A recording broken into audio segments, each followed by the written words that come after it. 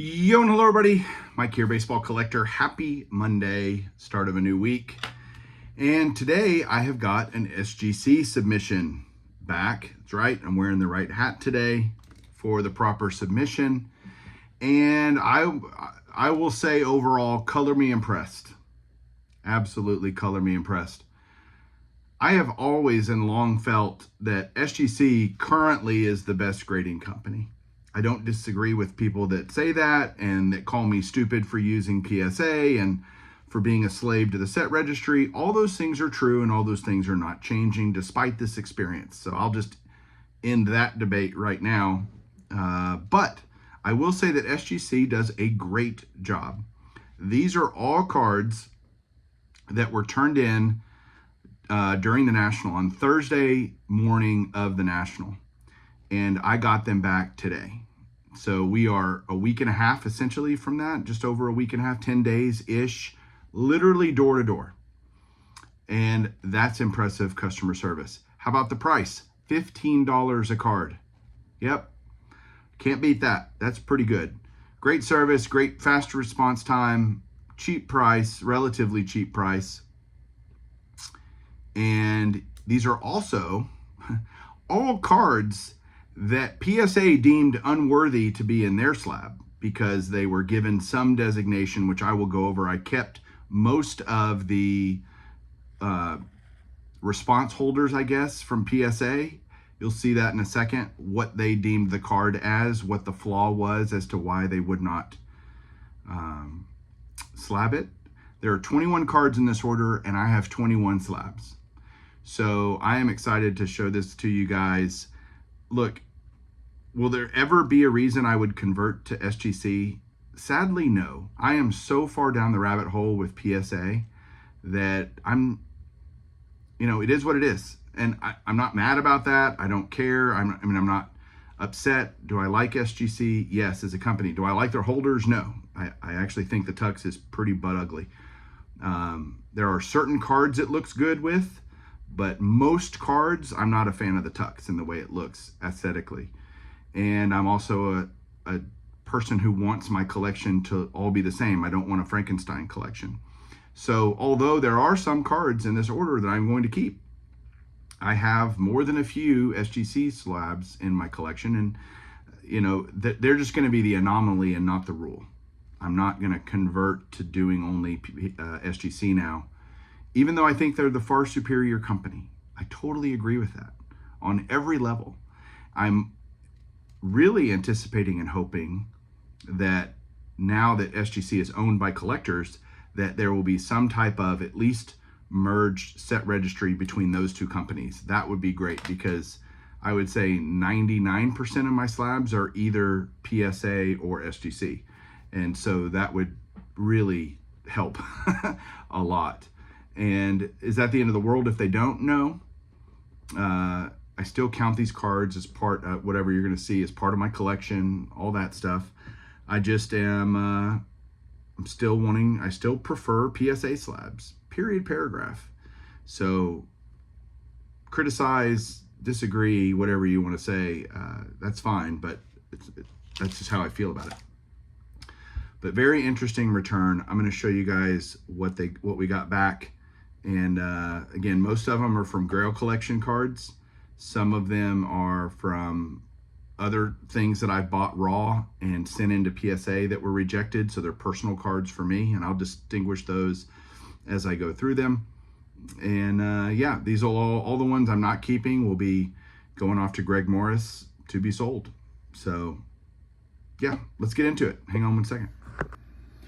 All right, here we go. I do love grading reveals. Whether it's PSA or SGC, I love grading reveals because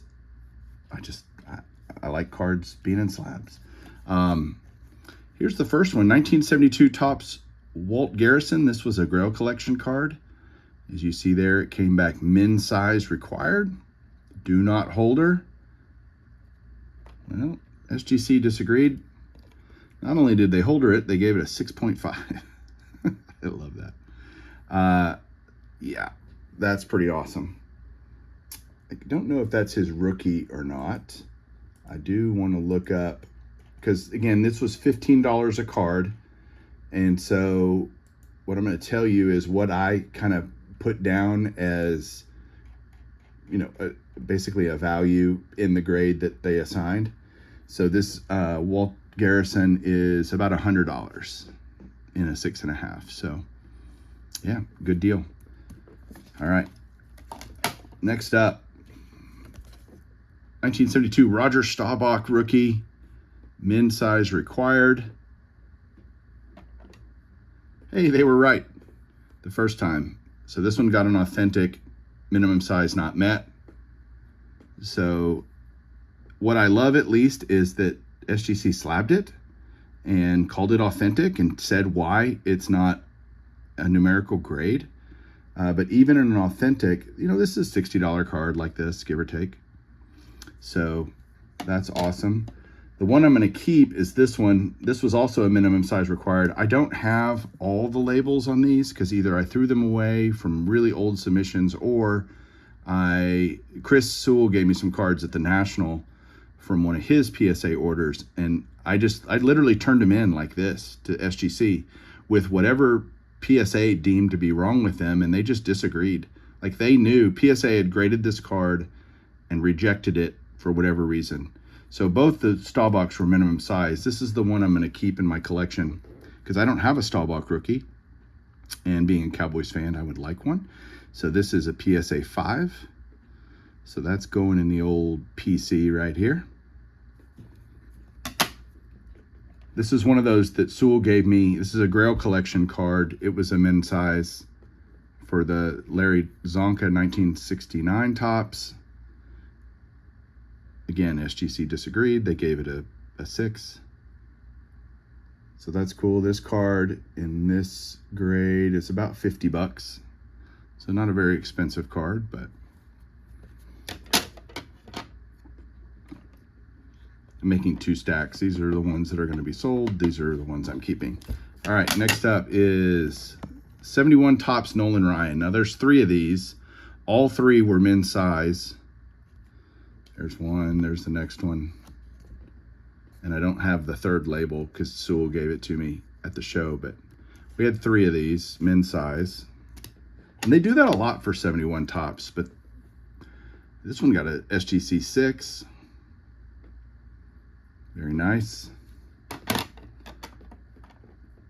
The second one got a 6.5.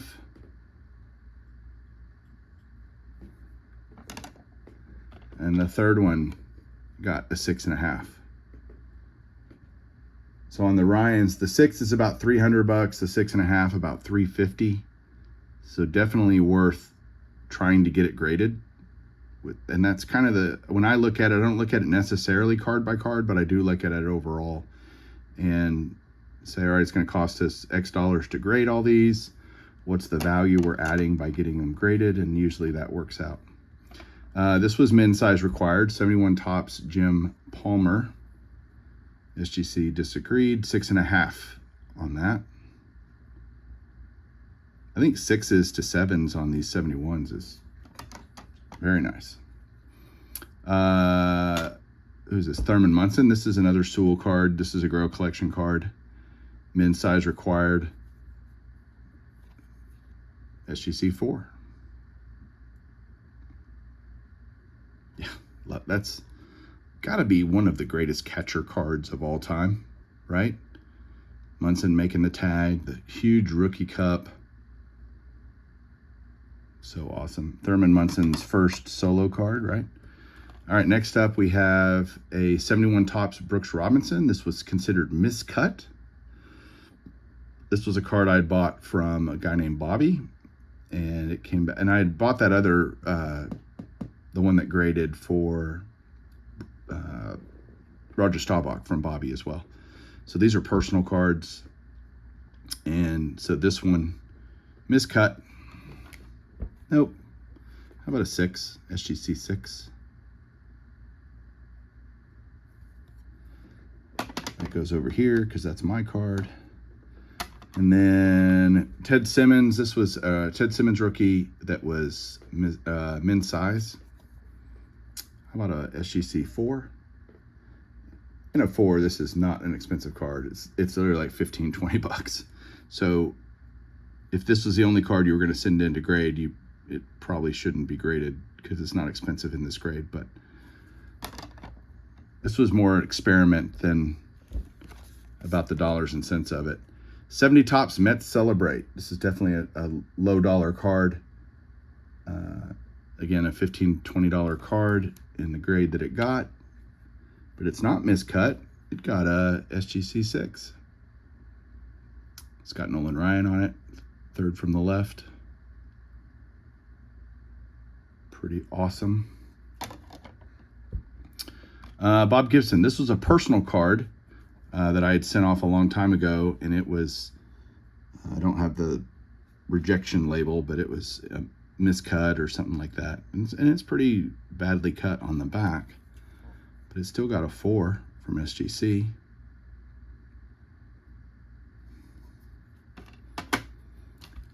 These next two are Grail collection cards. There weren't many 68s in the Grail collection. Well, no, there were a bunch of 68s actually. But the Willie Mays came back from PSA men's size. 2.5. So pretty low grade Mays. This is like a $50 card in this grade. How about the Mickey Mantle from 68 Topps? Recolored is what PSA said, that this card had been recolored. SGC disagreed, and they gave it a 6. So who's right? Is this card recolored and shouldn't have been holdered, or did SGC not think it was recolored, or didn't notice, or truthfully, I don't know and I don't care. I'm glad it's in a slab. And so, is it worth more in this slab if it was a 6? Yes. Is it worth more in this slab or raw? Yes. So that's kind of the thinking. This card in a PSA 6 is worth about 500 bucks. So definitely worth getting, spinning the wheel and seeing what was going on. Next up, Jim Bunning. So I had 2 of these. I bought 2 of these raw, hoping to get one. This is for my 4-decade set. This is a card I'm going to keep. I'm going to keep the higher of the 2 grades for myself. This is a high number, 67 Topps. Both of mine came back men's size required on both. So let's see what SGC thought. Okay, the first one's a 5, not bad. In a 5, this card is worth about 60 bucks. This is the one I'm keeping, and it's a 7.5. So men's size my butt. How about a 7.5? So there you go. Is it that SGC has different tolerances than PSA for different, I'd love somebody to explain it to me because I really don't get it. How about a 63 Topps Orlando Cepeda? They considered it miscut. This is definitely not a card that is worth a lot of money, but again, for experiment purposes only. Would SGC slab it? Indeed they would, and they gave it a 4. This is my card. This is a card I've had for a while, raw. Tried to get it PSA slab, then I just bought one already graded, and so this will be an extra for me. Next up, this is my card as well. 53 Bowman Color, evidence of trimming. Evidence of trimming. Came back with that before. I actually already have an SGC 4 of this card in my collection, so let's see if this will be an upgrade or not. Nope, same grade. SGC 4. So I already have one of these, so this will just be an extra that I sell off at some point. But yeah, no evidence of trimming according to SGC, because they would put authentic evidence of trimming if they thought there was evidence of trimming. Last 2, a couple of Diamond Stars. These are Grail collection cards. The first one here was men's size for the Pie Trainer. How about an SGC 4? Now you're talking pre-war stuff. That starts looking pretty good. I don't know why. I don't know why it makes a difference. Why I think this card looks better in an SGC holder than this card. I don't know. Maybe I'm just silly. Actually, I know I'm silly, but that looks pretty good. SGC 4 in the High Trainer. Diamond Stars. I love the Diamond Stars. And then this last card is Earl Averill. Recolored. Another recolored. Well, 2.5. No recoloring according to SGC. It's just a 2.5.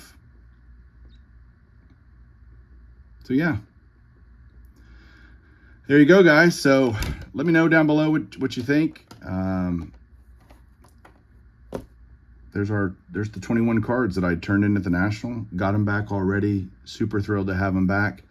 We'll talk to you guys soon. Keep collecting.